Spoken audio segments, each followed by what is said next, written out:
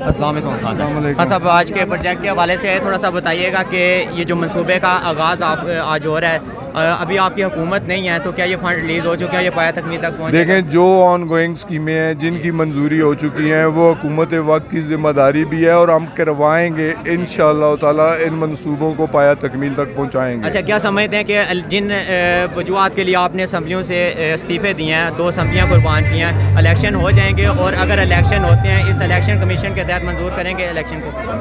دیکھیں جی، ہمارا مطالبہ ہے غیر جانبدارانہ الیکشن کروانے کے لیے، فری اینڈ فوری الیکشن کروانے کے لیے نیا الیکشن کمیشن تشکیل دیا جائے اور فوری انتخابات کروائے جائیں، اور انتخابات وقفے سے نہ کروائے جائیں، وہ انتخابات ایک ہی دن کروائے جائیں۔ دونوں جو حکومتیں ہم نے توڑی ہیں، تحلیل کی ہیں، اسمبلیاں کے پی کی اور پنجاب کی، ساتھ ہی ان کے شیڈول کا بھی اعلان کیا اچھا، جائے۔ محسن نقوی کی تعیناتی کے بارے میں کیا کہیں گے سر؟ ہمارا سمپل مطالبہ ہے، چاہے محسن نقوی ہو، چاہے آنے والا وزیر اعظم، نگران وزیر اعظم ہو، غیر جانبدار ہوں۔